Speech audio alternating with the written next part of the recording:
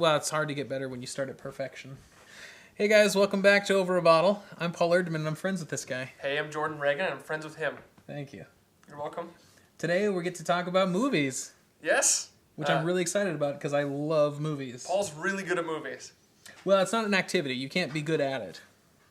So here we are. We have a bottle of wine that's way beyond our league. This is the Camus Vineyards 2010 Cabernet Sauvignon. And this is a $75 bottle of wine. So it's so expensive I couldn't even say it. Yeah. That's how much I make after 3 days of work. Wait, how much do you pay? $25 a day. The tasting notes are black and blue fruits. Blackberries, blueberries. Oh, okay, right. Coffee bean, an earth sense open to a forward, rich, accessible wine that ends with a wave of ripe, jammy berries and licorice. Oh, it smells like wine. How would you know what that smells like? From these episodes. True. Yeah. All right, well, to episode 4. We'll call this episode Best Friends Forever. Talking about movies. This wine's reserved, okay? This is the wine that you go into your grandpa's office. Mm-hmm. He's smoking like a really nice Cuban cigar. Yeah. And he's in like a really great leather chair. That's what this wine is. Yeah.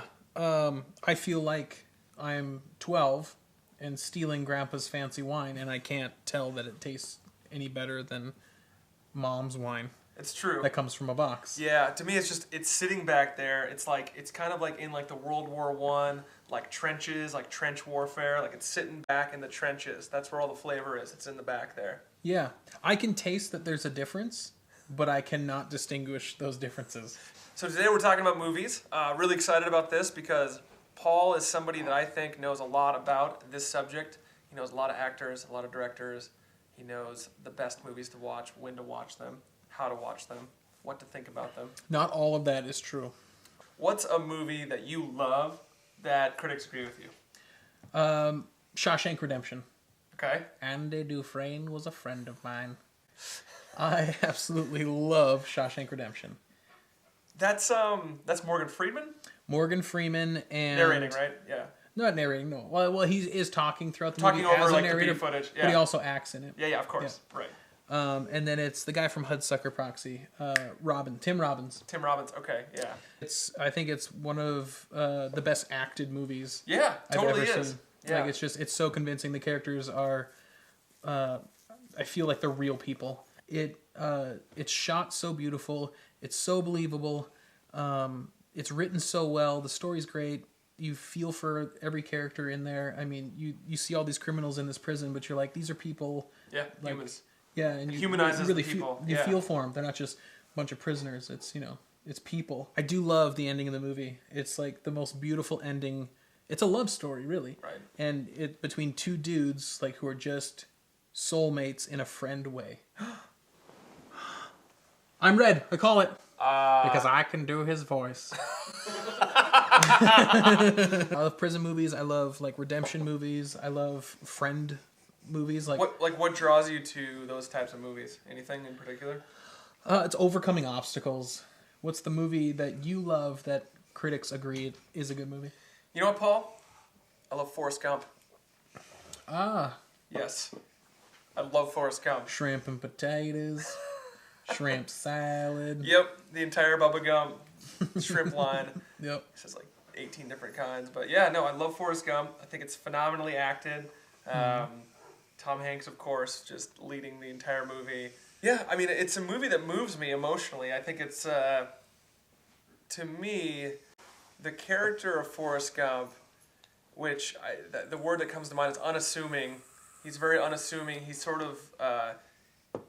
It's the everyman character that's totally not an everyman in any way. Like, he's actually, like, he does all these things in the movie, of course, to draw all this attention to himself.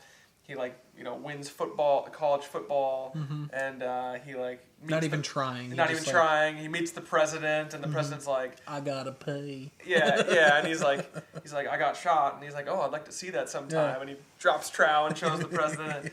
The ping pong. He meets two presidents. Yeah, right? yeah. And the ping pong and Jenny. Jenny. And I love you, Jenny. The most beautiful name in the whole wide world. You belong with me in Greenboro, Alabama. We's like peas and carrots. It's the most quotable movie Yeah. when he's running through the Vietnam War. And I think it's Lieutenant Dan being like, you can't go back in there. And he's like, I gotta get Bubba. Yeah. And he runs back in there and he runs just classic Yeah. Forrest Gump style. And then I am weeping because he's just Yeah. like He keeps carrying other people back, like trying to find saving Bubba. people. Yeah, it's Yep. just like, but just unassuming. He's just kind of a guy that takes everything right here. Like, Right. he doesn't have any pretext or subtext whenever he's approaching a situation. It's literally like, what should I do here? I'm going to do that thing. Wait, so you want to be Forrest Gump? I want to be more like him in some ways, yeah. Oh, okay, yeah. Because Yeah. he had an IQ below 70. There's something like the naivety and the innocence of his character as well. Like Yeah. they play that with Jenny, and she's like off in like the flower power hippie movement and doing Yeah. drugs and like having like random just terrible sex with all these like terrible guys and Listening to Leonard Skinner, listening to Leonard Skinner and which is a bad decision for anybody.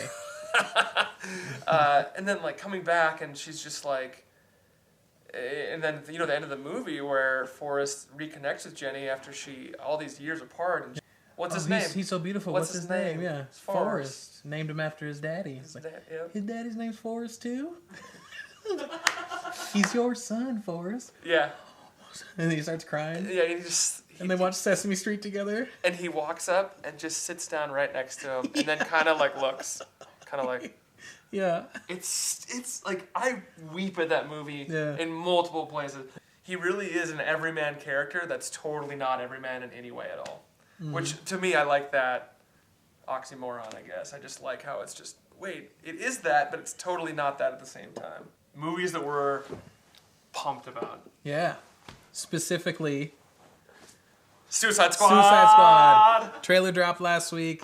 It was amazing. As soon as it dropped, you sent me a message, and I said, dude, I already saw it. Yeah, Travis sent me a message like, dude, I already saw it.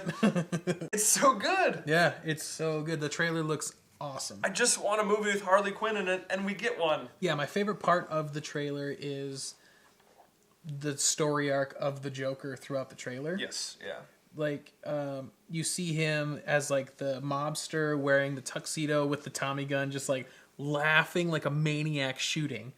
And then you see him later laying on the ground where he's got all of the different weapons around him, and he's doing that slow, like, terrifying laugh, which is like, ah, ah, ah, ah. Who's playing Joker in this movie? It's Jared Leto. It's Jared Leto, right? Oscar winner, Jared Leto.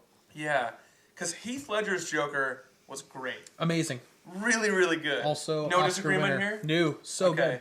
Oh, not Heath Ledger, the guy from A Knight's Tale? Right. No. Did you watch Batman vs. Superman? The movie. That's out already, right? Has not come out yet.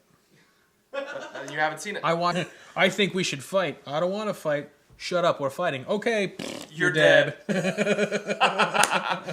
Yeah, so, Yeah. yeah. But Suicide Squad. Also, that's the sound of a punch. All right, well, I think that concludes our movie episode of Over a Bottle. As always, you can like or subscribe right below. And As you should. Also, we hit our goal of subscribers. So we'll let you know next video who gets the $10 Amazon gift card. Make sure that you leave a comment on any of our videos, and we'll pick tonight, actually, who the winner is. And Twitter is @overabottle, and our Gmail is overabottle@gmail.com. If you have any questions that you want answered in the next video, shoot in your questions. go with the wind, fly like an eagle. Amen.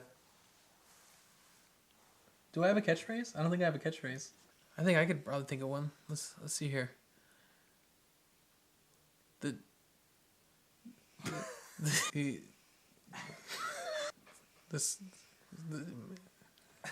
pain from scarring. Distrust is the knife that cuts the deepest. That's our catchphrase.